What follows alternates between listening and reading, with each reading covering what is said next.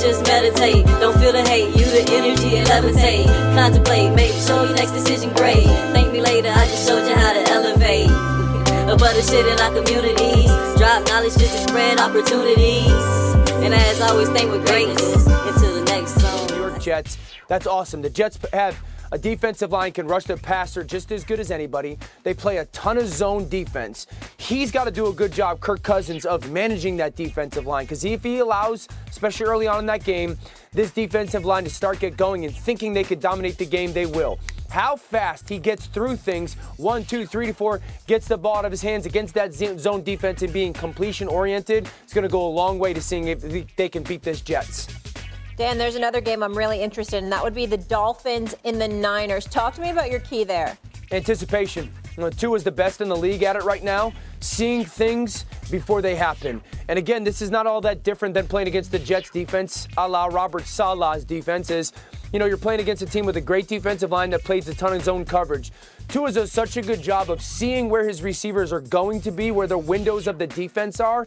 And with his left tackle, Teron Armstead, not playing, Nick Bosa is, Tua's going to have to get the ball out of his hands real quickly to spots. And as good of a job as he can do of realizing and trying to get defenders to pay attention to his eyes and how much he lies to them to move guys to open up some of those windows to replace a Jalen Waddle or a Tyreek Hill to, that's going to go a long way to seeing if they can have success against the defense that I think is as good as anybody's in the NFL. All right, Dan, no one breaks it down better than you. Looking forward to both those matchups and this.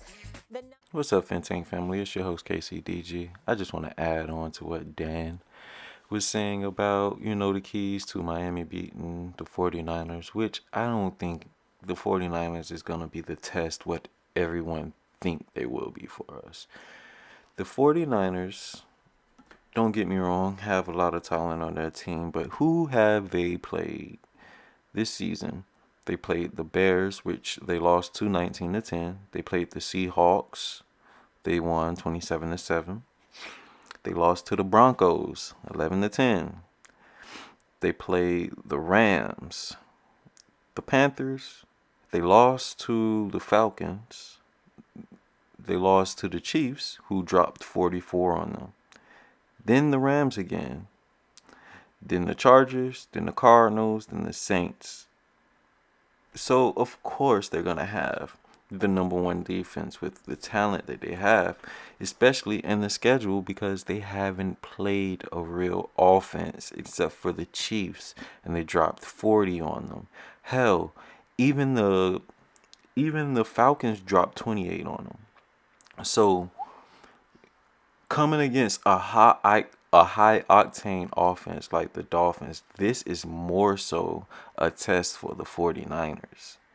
Can they do what they've been doing all year against an offense that's on a winning team? Because most of their wins has come against losing teams except for the Seahawks.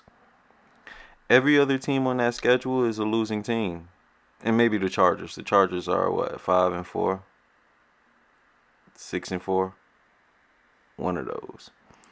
But anyways, yes, I just wanted to add that everyone's talking about the 49ers have the number one defense. Please stop, because they haven't played no real offense this season.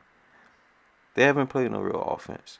And with that, like, subscribe, please share the video. Let's get the content out there and help the channel grow. And until the next video, as always, think with greatness. I have the Dolphins taking this one 34-17. Let me know what y'all think down in the comments.